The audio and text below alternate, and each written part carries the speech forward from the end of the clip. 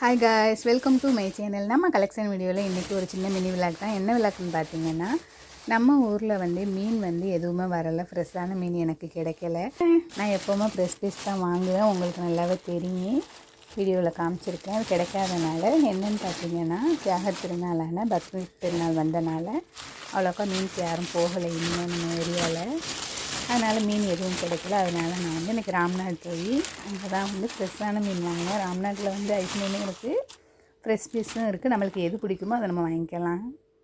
அதான் இப்போ நான் வீடியோவில் காமிச்சிருக்கேன். வாங்க இப்போ நம்ம வீடியோக்குள்ளே போய் பார்க்கலாம்.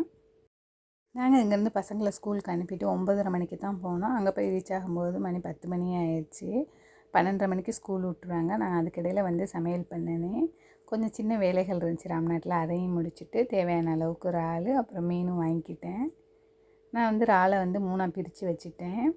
அப்புறம் மீனை எடுத்து கட் பண்ணி புளியும் ஊற போட்டுட்டு நெக்ஸ்ட்டு பார்த்திங்கன்னா ரைஸை களைஞ்சி குக்கரில் போட்டுருவோம்னு சொல்லிவிட்டு ஃபஸ்ட்டு அடுப்பில் தான் போடுவேன். கேஸில் போட்டுட்டு தண்ணி நல்லா கொதிச்சதுக்கப்புறமா நான் குக்கரில் போடுவேன். இப்படி நம்ம பண்ணுறதுனால கரண்டும் அதிகமாக ஓடாது. கரண்டில் போடாமல் 2 செகண்ட்லேயே அடிச்சிருவேன். கேஸும் எனக்கு அவ்வளோக்கா இப்படி கொதிக்க வச்சு போடுறதுனால கேஸும் குறைஞ்ச மாதிரி தெரியல. அவ்வளோதான். ரைஸை வேக போட்டேன். இப்போ நம்ம இறாலை உரித்து எடுக்கலாம். அதுக்கிடையில் ஃபஸ்ட்டு மீனை கட் பண்ணி எடுத்துக்கலாம்னு சொல்லிட்டு கட் பண்ணிக்கிட்டு இருக்கிறேன். எனக்கு எப்போவுமே சிசரில் கட் பண்ணுறது தான் பிடிக்கும். ஏன்னா எனக்கு அருகாமனையில் கட் பண்ணுறதை விட இதுதான் ஈஸி. நம்ம சைடில் உள்ள முள்ளையெல்லாம் கட் பண்ணி எடுத்துக்கலாம். கட் பண்ணி எடுத்துக்கிட்டு கத்தியால் மேலே ப்ரெஸ் பண்ணி நல்லா தேய்ச்சோம்னா அதில் உள்ள ஸ்லாம் பூரா போயிடும். அதுக்கப்புறமா நம்ம மண்டையை கட் பண்ண இனி நம்ம மண்டையோட சைடெல்லாம் கட் பண்ணி எடுத்துடலாம்.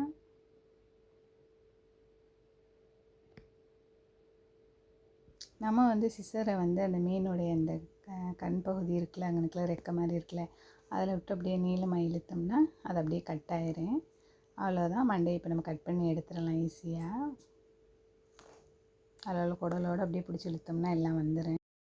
இனி மீனை நம்ம பீஸ் போட்டு எடுத்துக்கலாம். மீனை பீஸ் போட்டுட்டு சிசரால் கட் பண்ணுவேன். ஈஸியாக கட் ஆயிரும். இப்படி கோடு போட்டுக்கிடுவேன். இங்கிட்ட கோடு போட்டுட்டு கட் பண்ணுவேன். ஈஸியாக கட் ஆயிரும். நம்ம அருகாமனையில் அறுக்கிறத விட இப்படி சிசரில் கட் பண்ணி கத்தியால் கட் பண்ணோம்னா ரொம்ப சூப்பராக மீன் உடையாமல் இருக்கும்.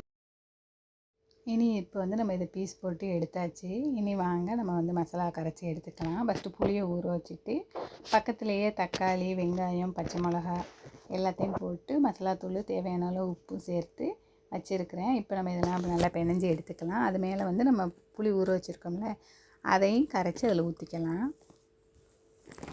இது ஒரு பக்கம் இருக்கட்டும். இப்போ நம்ம ஸ்டவ்வை ஆன் பண்ணி சட்டியை வச்சுக்கலாம். சட்டி சூடானதுக்கப்புறமா தேவையான அளவு எண்ணெய் சேர்த்து வெந்தயம், பெருஞ்சீரகம், அப்புறம் கருவேப்பிலை எல்லாம் போட்டு வெங்காயம் போட்டு நல்லா பொன்முருவலாக வதக்கிக்குங்க. அதுக்கப்புறமா நான் இதில் வெண்டைக்காய் சேர்க்க போகிறேன். அதனால் வெண்டைக்காயை சேர்த்து நல்லா வதக்கிக்கிறேன். வெண்டைக்காய் வதங்கினதுக்கப்புறமா இது நம்ம வீட்டு கருவேப்பிலை செடி, இதில் தானே இப்போ கருவேப்பிலை பறித்து போட போகிறேன். எவ்வளோ ஃப்ரெஷ்ஷாக இருக்குது பாருங்கள். கருவேப்பிலையும் சேர்த்து நல்லா வதக்கிக்குங்க. நம்ம கரைச்சி வச்சுருக்கோம்ல மசாலா, அதில் இருக்கும்ல தக்காளி, அதில் கொஞ்சமாக அள்ளி இதில் நான் சேர்த்துக்கிறேன். சேர்த்து நல்லா வதக்கிக்கிறேன்.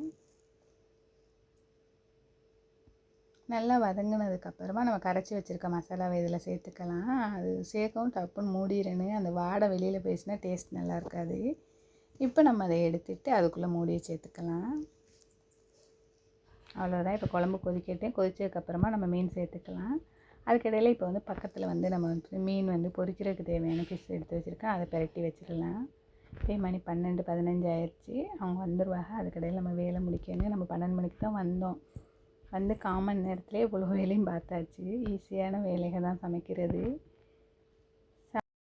எனக்கு சமையல் செய்கிறதுனால ரொம்ப பிடிக்கும். அதுவும் தனியாக நின்று சமைக்கணும். 2, 3 பேர் சேர்ந்தால் எனக்கு அந்த இது வேலை பார்த்த மாதிரியே இருக்காது. நான் மட்டும் இருந்து சமைச்சேன்னா எனக்கு 1 ஹவரே போதும், எத்தனை வகையும் பண்ணிடுவேன். ஆனால் ஆள் இருந்தாங்கன்னா என்னால் பண்ணவே முடியாது. பார்த்திங்களா, என் கிச்சன் இப்போ இப்படி தான் இருக்குது. இனிமேல் நான் இதை க்ளீன் பண்ணி எடுக்கணும். கீரை எப்போவுமே நான் வெங்காயம், பூடு, கீரை இதை சேர்த்து ஃபஸ்ட்டு வேக வச்சுப்பேன். கீரை வெந்ததுக்கப்புறம் தான் தாளித்து எடுப்பேன். இப்போ டைம் இல்லாதனால நான் கீரையை தாளித்தே வதக்கிட்டேன். கடுகு, காஞ்ச மிளகா, வெங்காயம் போட்டு தாளிச்சிட்டு அதுக்கப்புறமா கொஞ்சமாக கீரையை அள்ளி வச்சு கொஞ்சமாக தண்ணி சேர்த்துக்கிட்டேன். அதில் பூடு, வெங்காயம் வெட்டி சேர்த்துக்கிட்டேன். நல்லா வெந்ததுக்கப்புறமா அதில் கெட்டிப்பால் தான் சேர்க்கணும். இன்றைக்கி நான் கெட்டிப்பால் எடுக்கலை. ஏன்னா நாங்கள் காலையில் இடியப்பத்துக்கு எடுத்துருந்தோம். அந்த பாலை தான் இப்போ நான் இதில் சேர்த்துருக்குறேன். ஒரு வழியாக என்னோடய கிச்சனை ஓரளவுக்கு க்ளீன் பண்ணி முடிச்சிட்டேன். ஓகே காய்ஸ், இந்த வீடியோ பிடிச்சிருந்தா லைக் பண்ணுங்கள், ஷேர் பண்ணுங்கள், கமெண்ட் பண்ணுங்கள், சப்ஸ்கிரைப் பண்ணுங்கள், பக்கத்தில் உள்ள பெல் ஐக்கானை கிளிக் பண்ணிடுங்க. தேங்க்ஸ் ஃபார் வாட்சிங்.